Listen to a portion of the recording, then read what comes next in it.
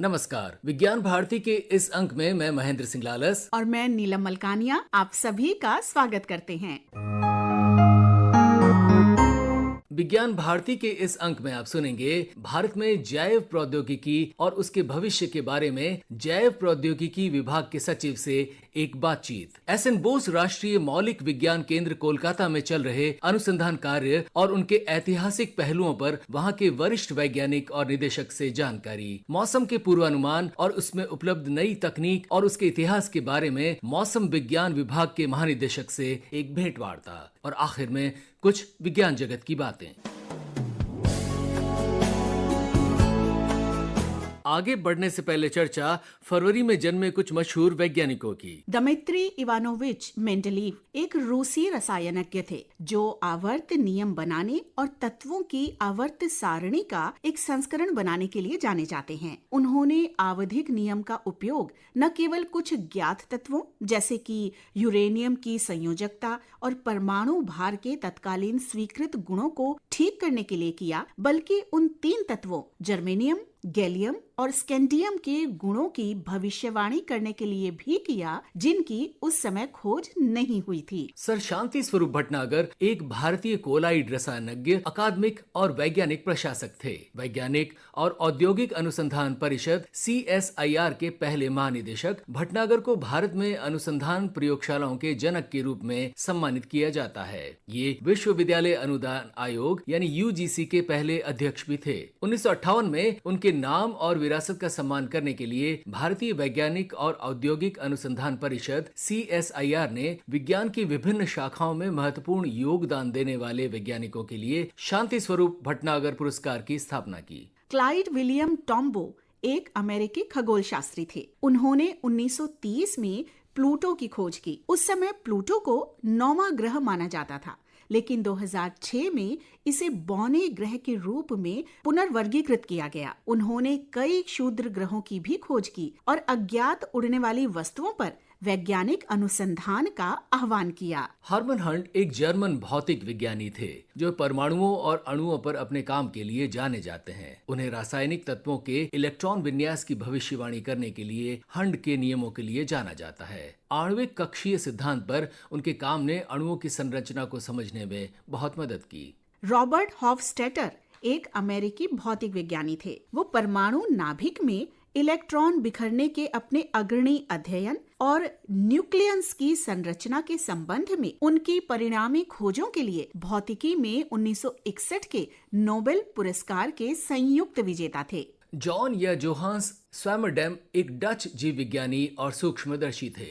कीड़ों पर उनके काम से पता चला कि एक कीट के जीवन के दौरान विभिन्न चरण, अंडा, लार्वा, प्यूपा और वयस्क एक ही जानवर के विभिन्न स्वरूप हैं। 1658 में वे लाल रक्त कोशिकाओं का निरीक्षण और वर्णन करने वाले पहले व्यक्ति थे। चार्ल्स रॉबर्ट डार्विन एक अंग्रेजी प्रकृतिवादी, भूविज्ञानी और जीव विज्ञानी थे जो विकासवादी जीव विज्ञान में अपने योगदान के लिए व्यापक रूप से जाने जाते हैं। प्राकृतिक चयन के माध्यम से प्रजातियों की उत्पत्ति पर या जीवन के संघर्ष में पसंदीदा नस्लों के संरक्षण पर चार्ल्स डार्विन द्वारा लिखित वैज्ञानिक साहित्य को विकासवादी जीव विज्ञान की नींव माना जाता है। Galileo di Vincenzo Bonaiuti de Galilei, जिन्हें हम आमतौर पर गैलीलियो गैलीली या गैलीलियो के नाम से जानते हैं, एक इतालवी खगोल शास्त्री, भौतिक विज्ञानी और इंजीनियर थे। उन्हें खगोल विज्ञान, आधुनिक युग की शास्त्रीय भौतिकी, वैज्ञानिक पद्धति और आधुनिक विज्ञान का जनक भी माना जाता है। थॉमस अल्वा एडिसन एक अमेरिकी आविष्कारक थे जिन्होंने विद्युत ऊर्जा उत्पादन, जनसंचार, ध्वनि रिकॉर्डिंग और मोशन पिक्चर्स जैसे कई उपकरण विकसित किए। इन आविष्कारों में जिनमें फोनोग्राफ, मोशन पिक्चर्स कैमरा और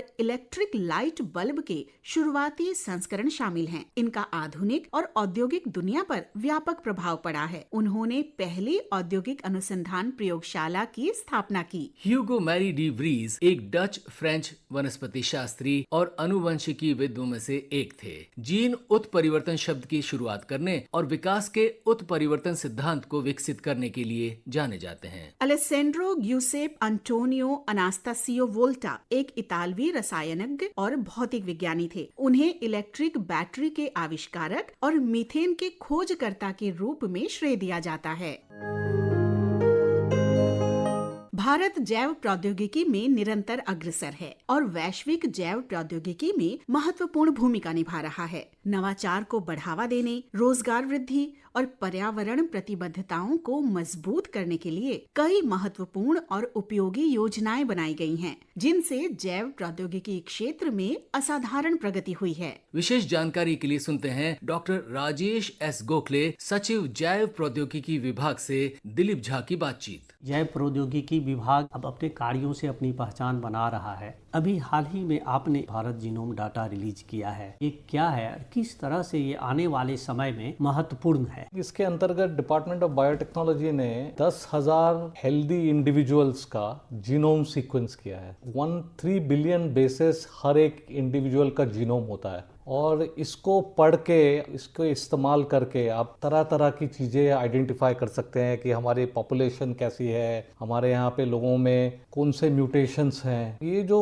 थैलेसीमिया और सिकल सेल एनीमिया जिससे होता है, इससे क्या होता है कि हीमोग्लोबिन की आपकी डिफिशिएंसी रहती है। तो अब ये म्यूटेशंस हम आइडेंटिफाई कर सकते हैं, तो कौन से पॉपुलेशन में कौन से म्यूटेशंस हैं, और ये वाला जो पूरा डेटा जो है इसको इकट्ठा करके IBDC Indian biological data centre करके जो है वहाँ पे रखा हुआ है। और अब ये हमने ओपन किया है सब लोगों को, सो दैट कोई भी रिसर्चर्स जो इसका इस्तेमाल करना चाहते हैं या स्टडी करना चाहते हैं, प्रपोजल लिखेंगे तो आपको इवेल्युएट करके दिया जाएगा और उसके बाद आप समझ सकेंगे उसमें कि कैसी हमारी पॉपुलेशन है, इसकी जिनोमिक्स में क्या क्या खासियत है हमारे देश में, क्योंकि अभी तक इंडिया का डेटा अवेलेबल ही नहीं है। जो भी डेटा अवेलेबल है वो कॉकेशियन पॉपुलेशन का अवेलेबल है या यूके का अवेलेबल है या यूरोप का अवेलेबल है। हमारे इंडिया का डेटा पहली बार ही अवेलेबल होगा। एक पॉलिसी निकाली है जिसको कहते हैं bio E3 policy, actually biotechnology for economy, environment and employment. इसका स्वरूप यही बताता है कि आगे जाके जो हमारा एक बहुत इंपॉर्टेंट अंग जो इकोनॉमी का बनने वाला है वो बायो इकोनॉमी का बनने वाला है। और बायो इकोनॉमी ये है कि बायोलॉजिकल रिसोर्सेस को किस तरह इस्तेमाल किया जाए सो दैट वो सस्टेनेबल भी रहे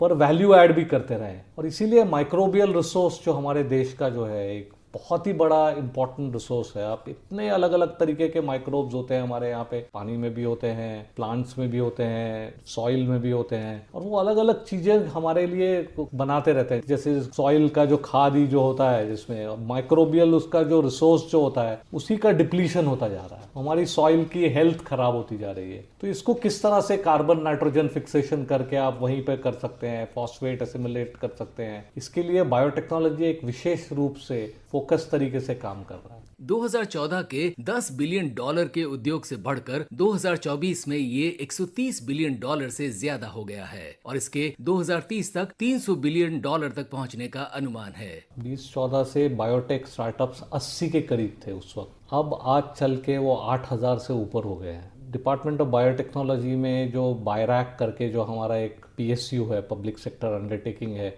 उन्होंने क्या किया है कि उन्होंने अलग अलग जगह पे देश में बायो इंक्यूबेटर्स खोले और ये बायो इंक्यूबेटर्स में काफ़ी सारे कंपनीज इंक्यूबेट करते हैं, अपने टेक्नोलॉजीज बनाते हैं, उनको एक एनवायरनमेंट प्रोवाइड किया जाता है। क्योंकि एक कंपनी बनाने के साथ अगर रिसर्चर को कंपनी बनानी हो तो आपको बिजनेस साइड भी देखना पड़ता है, लीगल साइड भी देखना पड़ता है, कंप्लायंसेस भी देखने पड़ते हैं। तो ये इंक्यूबेटर्स आपको सब कुछ चीज़ें प्रोवाइड करते हैं और इस तरह से एक स्टार्टअप जो एक मुहिम तैयार हो गया है जिससे हमारे देश में every 1 in 3 startup is a biotech startup these days. अब हमको यही देखना है कि ये स्टार्टअप्स जो हैं इनका इनोवेशन किस तरह से वैल्यू चेन में इंक्रीज होता रहे सो दैट ये बिजनेस के एंगल से भी सक्सेसफुल बने।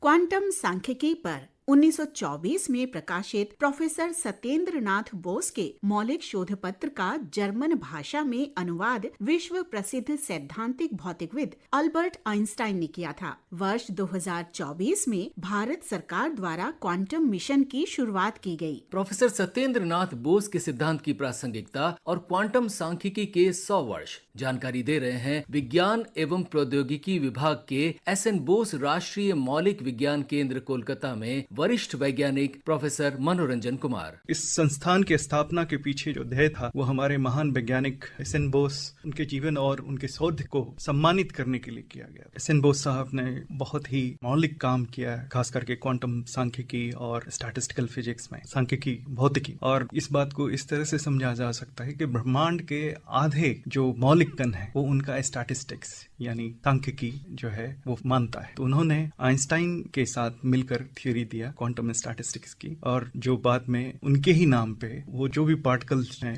जो इस थ्योरी को फॉलो करते हैं उसे हम बोसॉन कहते हैं, और उसे पार्टिकल्स का जो स्पिन होता है वो हमेशा इंटीजर या फिर पूर्णांक होता है। तो वो एक पर्टिकुलर टाइप का है जो कि विश्व के आधे पार्टिकल हैं जो उसी सिद्धांत को फॉलो करते हुए, इस तरह से आप देख सकते हैं कि बोस आइंस्टाइन जैसी जो प्रक्रिया है वो सब के सब इसी सिद्धांत के आधार पे है। अब इसमें एसन बोस सेंटर क्या कर रहा है? तो ऊर्जा के बारे में वैकल्पिक सोर्स कहाँ से आएगा? हाइड्रोजन एनर्जी के बारे में जान रहे हैं, एक बहुत बड़ा सोर्स है क्योंकि आपके पास वाटर है। तो अगर आप किसी भी तरह वाटर को तोड़कर हाइड्रोजन निकाल सकते हैं तो हाइड्रोजन जो है प्रदूषण फ्री एनर्जी है। उसमें चैलेंज ये है कि वाटर को आप ब्रेक करके हाइड्रोजन तो बना लिए, उसको स्टोर कैसे करेंगे? डायरेक्ट तो आप कर नहीं सकते, वो बहुत ही डिफिकल्ट टास्क है उसको सेपरेट करना। तो उस तरह की चीजें भी हमारे एसन बोस सेंटर में है ना, वाटर स्प्लिटिंग पे काम होता है। फिर रहा सोलर सेल्स, लेकिन अभी भी प्रॉब्लम है कि बहुत जल्दी खराब हो जाना या फिर उसकी इफिशियंसी जो है वो भी कम है। उसको कैसे आप उबारेंगे कि एक ऐसा खरीदा कि कभी खत्म ही ना हो? सोलर सेल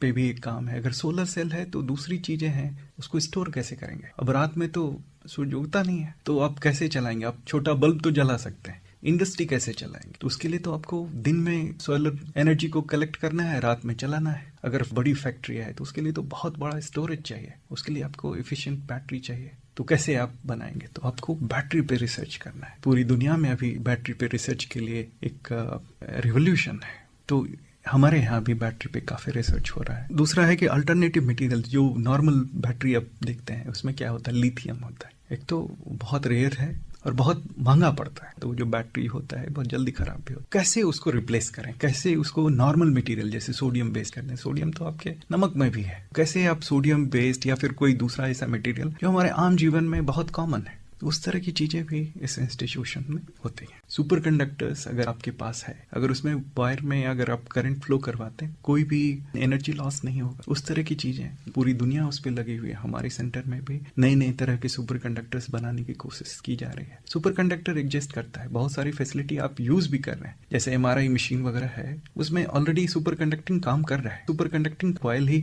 आपको इतना बड़ा सा मैग्नेटिक फील्ड देता है। अभी जितना भी इलेक्ट्रॉनिक डिवाइसेज है, जो कंडक्टर्स है, सब इलेक्ट्रॉन्स के फ्लो होने की वजह से होता है, तो उसमें रेजिस्टेंस होता है, एनर्जी लॉस होता है। दूसरा एक और तरीका है जिसमें बहुत कम एनर्जी लॉस होता है, वो है स्पिनट्रॉनिक्स। उसमें स्पिन जो होता है उसकी हिसाब से वो कंडक्ट करता है। स्पिनट्रॉनिक्स एक बहुत बड़ा एरिया है रिसर्च का, जहां पर कि बहुत अपॉर्चुनिटी कि हम एनर्जी इफिशिएंट डिवाइसेस बना सकें। फास्ट स्पीड कंप्यूटर चाहिए तो ज्यादा से ज्यादा आपको रैम, ज्यादा से ज्यादा स्पीड चाहिए, तो आपको क्या करना है? कंप्यूटर जब बना रहे हैं तो चिप्स होता है, छोटे छोटे लेवल पे आपको चिप्स बनाना पड़ेगा, साइज घटता जा रहा है। अब हम उस लेवल पे बात कर रहे हैं जहां एटॉमिक लेवल, जो हमारा परमाणु है, उस लेवल पे हम इलेक्ट्रॉनिक्स डिजाइन, तो डिवाइस बनाने की कैपेसिटी चाहिए या फिर वहां एक रिसर्च जरूरत है। दूसरी चीजें हैं कि आजकल की डिजिटल वर्ल्ड है, और जैसा हमने पहले डिस्कस किया कि आप दिन प्रतिदिन ज्यादा स्पीड, ज्यादा डेटा स्टोरेज की बात करते हैं, एक लिमिटेशंस है, आप कुछ कर नहीं पाए, तो वहां आपको क्वांटम फिजिक्स पे ही आना पड़ेगा,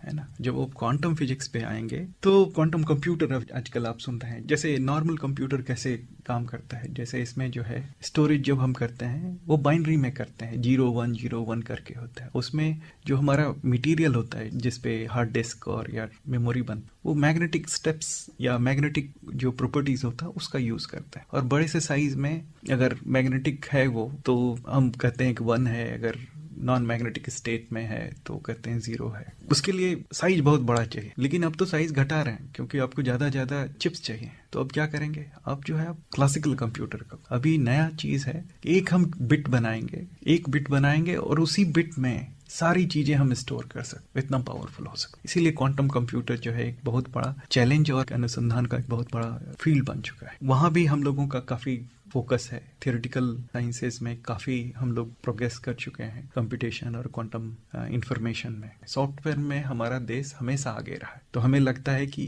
क्वांटम कंप्यूटेशन में जो सॉफ्टवेयर का लीड लेना चाहिए, क्योंकि अभी भी है बहुत कम काम हुआ है और हमारा देश अभी भी उसमें काफी लीड ले सकता है। और हम लोग भी प्रयासरत हैं, कई सारे प्राइवेट कंपनीज के साथ बात कर रहे हैं और अपना खुद भी रिसर्च में डेवलपमेंट का कुछ काम कर रहे हैं।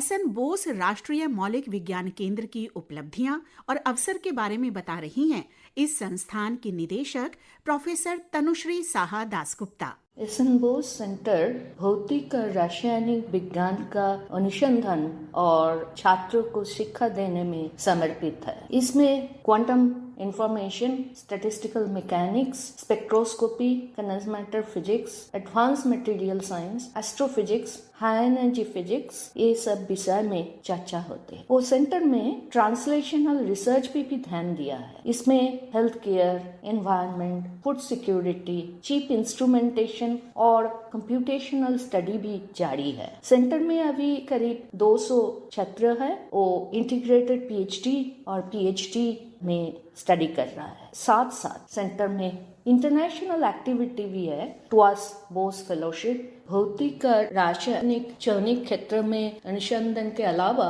सेंटर में उत्साह प्रदान करने हैं वो क्रॉस डिसिप्लिनरी अनुसंधान के लिए। इसलिए 3 यूनिट बनाया गया है। Unit for nano science and nano technology, thematic unit of excellence on nano devices and also thematic unit of excellence on computational sciences. Centre में ये एक्टिव विजिटर प्रोग्राम है। सेंटर ने MOU साइन करा है विदेशी यूनिवर्सिटी के साथ, like IFW Dresden के साथ। इसके अलावा इंडियन इंस्टीट्यूट्स और यूनिवर्सिटी में शामिल है Presidency University, Sidho Kanhu Birsa university, IIT Bombay. Centre ने आउटरीच प्रोग्राम में भी ध्यान दिया है। इसलिए सेंटर में एक ओपन डे मनाते हैं जिसमें आम जनता भी आ सकते हैं और हमारा लैब को विजिट कर सकते हैं और साइट को भी वॉच कर सकते हैं हमारा रूफ में जो टेलीस्कोप है उसके द्वारा। सेंटर में एक आर्काइव है, उसका जीवन और जो गवेषणा है एस.एन. बोस का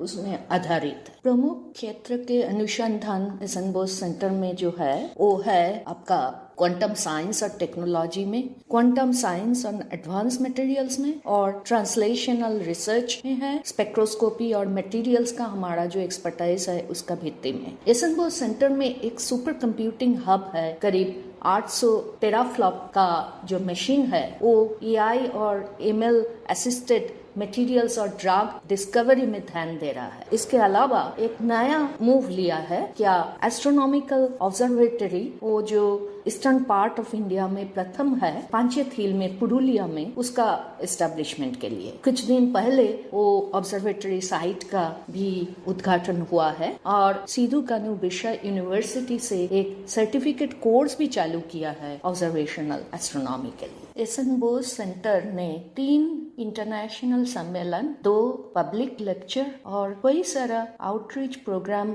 आयोजन करके बोस स्टैटिस्टिक्स का 7 वर्ष मनाया। इस सम्मेलन में बहुत सारा विषय में चर्चा हुआ था, यानी कि quantum information, quantum communication, super conductivity, super fluidity में चर्चा हुआ था। इसके अलावा महिला का अवदान क्वांटम साइंस में महिला विज्ञानी के द्वारा जो गवेषणा हुआ है उसमें भी चर्चा हुआ है। पृथ्वी विज्ञान मंत्रालय के अंतर्गत भारत मौसम विज्ञान विभाग IMD ने राष्ट्र को समर्पित अपनी उत्कृष्ट सेवा की 150वीं वर्षगांठ जनवरी 2025 में मनाकर एक महत्वपूर्ण उपलब्धि हासिल की है। 1875 में स्थापित ये विभाग आपदा प्रबंधन, कृषि, विमानन और सार्वजनिक सुरक्षा में महत्वपूर्ण भूमिका निभाते हुए मौसम और जलवायु संबंधी महत्वपूर्ण सेवाएं प्रदान करने में सबसे आगे रहा है। इस विभाग की स्थापना और उपलब्धियों के बारे में बात कर रहे हैं भारत मौसम विज्ञान विभाग के महानिदेशक डॉक्टर मृत्युंजय महापात्र। भारतवर्ष एक ट्रॉपिकल कंट्री है जहां बहुत सारे cyclones, floods, droughts, heat waves, cold waves, thunderstorms वगैरह देखने को मिलता है और 1875 के आसपास लोग लाखों में मृत्युवरण कर रहे थे। इसको देखकर कुछ लोग एशियाटिक सोसाइटी ऑफ बंगाल में लॉबी कर रहे थे, फाइट कर रहे थे, आप बोल सकते हैं, ब्रिटिश इंडिया के साथ कि भारतवर्ष में एक मेट्रोलॉजिकल कमिटी बनाया जाए और फाइनली ये सफल रहा और 15 जनवरी 1875 में एक मेट्रोलॉजिकल कमिटी एस्टेब्लिश हुआ जिसकी वजह से भारतवर्ष में जितना मेट्रोलॉजिकल ऑब्जर्वेशन लेयर है इसको एक्सचेंज किया गया, इकट्ठा किया गया एक जगह पे। एक कोशिश रहा तब कि इसे फोरकास्ट दिया जाए। पहले तो साइक्लोन और फ्लड ये सबसे बड़ा चैलेंजिंग इवेंट था मानसून की वजह से। पहला मानसून फोरकास्ट भारत मौसम विभाग एस्टेब्लिश होने के बाद 1886 में लागू हुआ था और सीजनल फोरकास्ट रेनफॉल दिया गया था हिमालयन स्नो कवर को रिलेशन करते हुए। फिर सदर्न ऑसिलेशन इंडेक्स जिसको कंबाइन कर हम बोलते हैं एलिनो एंड सदर्न ऑसिलेशन, इसका डिस्कवरी तब हुआ था 1905 से 15 के बीच में। इसको बेसिस करके देखा गया कि जब एलिनो कंडीशन होता है कि सदर्न ऑसिलेशन कंडीशन के साथ मानसून का रिलेशन है। इसको बेस करके फिर second version of monsoon forecast शुरू हो गया था, सीजनल फोरकास्ट कितना होगा देश में, और इसमें बहुत सारे परिवर्तन हुआ। एक 16 पैरामीटर मॉडल 1988 में डेवलप हुआ। फिर चेंज होते हुए एक मेजर ब्रेक थ्रू आया 2012 में जब मानसून मिशन लिया गया मिनिस्टर ऑफ अर्थ साइंस में, और ये मानसून मिशन के जरिए एक dynamic ocean atmosphere coupled forecasting system यानी मॉडल डेवलप किया गया। 2021 में हम और एक ब्रेक थ्रू लाए जबकि ना सिर्फ भारतवर्ष में टोटल रेनफॉल कितना होगा मगर भारतवर्ष में डिफरेंट हिस्सों में कितना बारिश होगा, कहाँ एबव नॉर्मल रेनफॉल होगा, कहाँ बिलो नॉर्मल रेनफॉल होगा, कोई डिस्ट्रिक्ट में बोलिए कोई स्टेट्स में बोलिए। सो ये जो जानकारी हम 2021 में शुरू किए हैं इसको ना सिर्फ सीजन के लिए मगर हर महीना के लिए दिया गया। भारत की राष्ट्रीय मौसम विज्ञान सेवा के रूप में IMD मौसम विज्ञान, भूकंप विज्ञान और संबद्ध विषयों में सबसे आगे रहा है, जिसने जीवन की सुरक्षा, आर्थिक विकास को बढ़ावा देने और सामाजिक लाभ के लिए वैज्ञानिक अनुसंधान को आगे बढ़ाने में एक अभिन्न भूमिका निभाई है। 2017 में हम ऑपरेशनली शुरू किया एक्सटेंडेड रेंज फोरकास्ट, जिसको आप बोलेंगे कि नेक्स्ट 4 वीक्स में कितना बारिश हो सकता है, हॉट स्पेल होगा कि कोल्ड स्पेल होगा, ड्राई स्पेल होगा कि वेट स्पेल होगा, इसका जानकारी दिया जाता है डिस्ट्रिक्ट लेवल पर। और मिनिस्टर ऑफ एग्रीकल्चर के साथ मिलकर हम एक एडवाइजर भी इश्यू कर रहे हैं कि वो कृषक भाई और बहनों क्या स्टेप लेना चाहिए, कब सिंचाई करना चाहिए कि नहीं, कब फर्टिलाइजर अप्लाई करे, क्या क्या स्टेप ले, कब सोइंग करे, वो सब इन्फॉर्मेशन हम देने के लिए तैयार है। पावर सेक्टर का देख लीजिए, जो पावर का जनरेशन हो, डिस्ट्रीब्यूशन हो, इसको भी हम फोरकास्ट दे रहे हैं। हेल्थ सेक्टर देख लीजिए, जैसे कि डेंगू हो कि मलेरिया हो, वो कब डेवलप होने का संभावना ज्यादा रहेगा, क्योंकि ये सभी का टेम्परेचर, रेनफॉल, विंड के साथ रिलेशन है। तो इसका फोरकास्ट हम करते हैं हेल्थ डिपार्टमेंट के साथ मिलकर। सिमिलरली जो मछुआरे भाई समुद्र के अंदर जाते हैं उनको अभी पूरा बे ऑफ बंगाल अरबियन सी का पूर्वानुमान दिया जा रहा है, उनको SMS जा रहे, उनको एक मोबाइल ऐप के जरिए उनको भी पूर्वानुमान जा रहे। 5 दिन पहले तो सटीक सूचना उनको मिल जाता है। जैसे कोई फिशरमैन आजकल मृत्युवरण नहीं कर रहा है, ये एक सक्सेस स्टोरी है। कृषक भाई को बात करें, मैं बोलूंगा एक BPL फैमिली का फार्मर का आप सोच लीजिए, जिसके पास मौसम का जानकारी पहुंच रहा है। जो बिलो पॉवर्टी लाइन फार्मर मौसम का जानकारी का इस्तेमाल कर रहे हैं उनका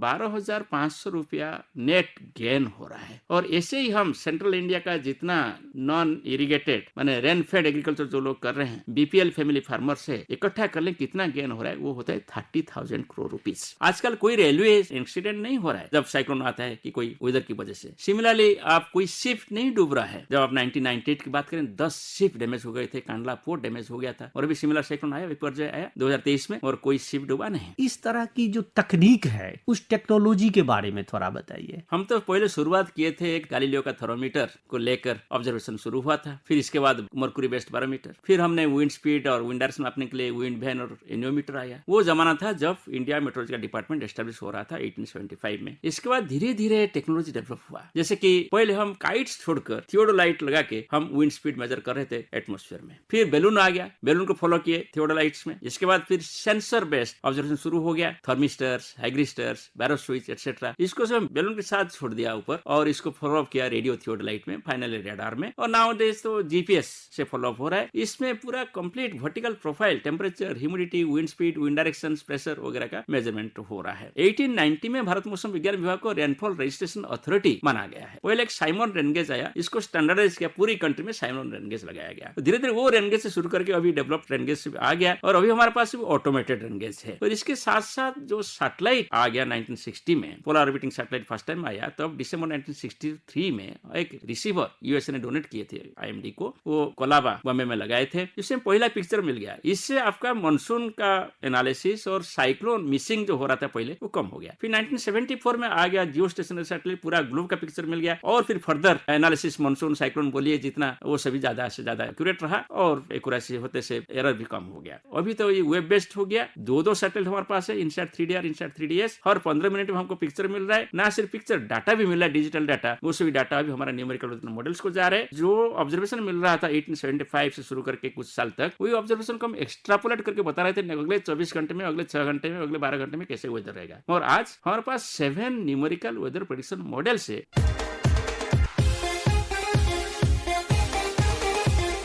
और अब कुछ विज्ञान जगत की बातें। भारत 2027 में चंद्रयान 4 मिशन लॉन्च करेगा, जिसका उद्देश्य चंद्रमा की सतह से नमूने इकट्ठा करना और उन्हें पृथ्वी पर वापस लाना है। चंद्रयान 4 मिशन में LVM-3 रॉकेट के कम से कम 2 अलग अलग लॉन्चेस शामिल होंगे, जो मिशन के 5 अलग अलग यंत्रों को ले जाएंगे, जिन्हें कक्षा में इकट्ठा किया जाएगा। गगनयान मिशन, जिसमें विशेष रूप से डिजाइन किए गए अंतरिक्ष यान में भारतीय अंतरिक्ष यात्रियों को पृथ्वी की निचली कक्षा में भेजना और उन्हें सुरक्षित रूप से वापस लाना शामिल है। ये मिशन अगले साल लॉन्च किया जाएगा। वर्ष 2026 में भारत समुद्रयान भी लॉन्च करेगा, जो 3 वैज्ञानिकों को एक पनडुब्बी में 6000 मीटर की गहराई तक ले जाएगा। इसमें महत्वपूर्ण खनिज, दुर्लभ धातुएं और अनुसंधानित समुद्री जैव विविधता सहित विशाल संसाधनों की खोज करना शामिल है। 28 फरवरी 2025 के राष्ट्रीय विज्ञान दिवस का विषय विकसित भारत के लिए विज्ञान और नवाचार में वैश्विक नेतृत्व के लिए भारतीय युवाओं को सशक्त बनाना है। अर्जेंटीना की बायोटेक फर्म खेरियन के वैज्ञानिकों ने CRISPR CAS9 नामक तकनीक का उपयोग करके दुनिया के पहले आनुवंशिक रूप से संपादित घोड़ों को विकसित किया है। ये घोड़े अपने पूर्वजों से बेहतर हैं। ये तेज दौड़ते हैं, सेहतमंद हैं और ज्यादा ताकतवर भी। CRISPR CAS9 ये एक जीन संपादन तकनीक है जो DNA को संशोधित करने के लिए एक गाइड RNA और Cas9 नाम का एंजाइम का प्रयोग करते हैं। ये एक सटीक और बहुमुखी विधि है जो DNA अनुक्रमों को हटाने, जोड़ने या बदलने के लिए किया जाता है। CRISPR CAS9 एक जीवाणु रक्षा प्रणाली पर आधारित है जो वायरस से बचाता है। CRISPR CAS9 का उपयोग जैविक अनुसंधान में जैविक प्रक्रियाओं का अध्ययन करने के लिए, कृषि में नई फसलों और जानवरों के प्रजनन और विकास के लिए, मानव स्वास्थ्य के क्षेत्र में मोनोजेनिक रोगों, वायरल संक्रमण और गैर वायरल संक्रमण सहित बीमारियों के इलाज के लिए किया जाता है।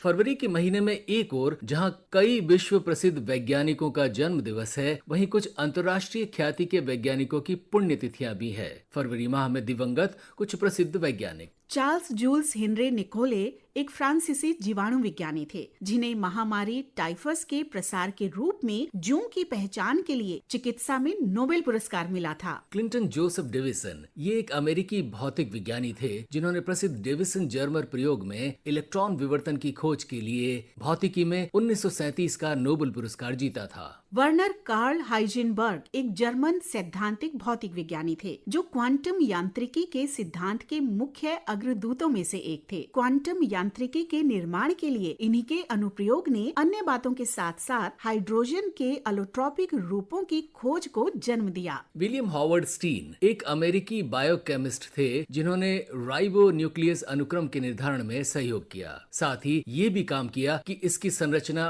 उत्प्रेरक गतिविधि से कैसे संबंधित है। इन्हें 1972 में रसायन विज्ञान में नोबेल पुरस्कार प्राप्त हुआ। सत्येंद्र नाथ बोस एक भारतीय सैद्धांतिक भौतिक विज्ञानी और गणितज्ञ थे। उन्हें 1920 के दशक की शुरुआत में क्वांटम यांत्रिकी पर उनके काम बोस आइंस्टीन सांख्यिकी की नींव विकसित करने और बोस आइंस्टीन कंडेंसेंट के सिद्धांत के लिए जाना जाता है। रॉयल सोसाइटी के फेलो उन्हें 1954 में भारत सरकार द्वारा भारत के दूसरे सर्वोच्च नागरिक पुरस्कार पद्म विभूषण से सम्मानित किया गया था। बोस के आंकड़ों का पालन करने वाले कणों के वर्ग बोसान का नाम पॉल डिराक द्वारा बोस के नाम पर रखा गया था। हेनरी कैवेंडिश एक अंग्रेजी प्रयोगात्मक और सैद्धांतिक रसायनज्ञ और भौतिक विज्ञानी थे। उन्हें हाइड्रोजन की खोज के लिए जाना जाता है, जिसे उन्होंने ज्वलनशील वायु कहा था। उन्होंने ज्वलनशील हवा के घनत्व का वर्णन किया, जिसके जलने पर पानी बनता है। इसी के साथ विज्ञान भारती का ये अंक संपन्न होता है। आकाशवाणी कोलकाता के सहयोग से निर्मित विज्ञान भारती के इस अंक के प्रस्तुतकर्ता थे दिलीप झा और ब्रिज किशोर रजक।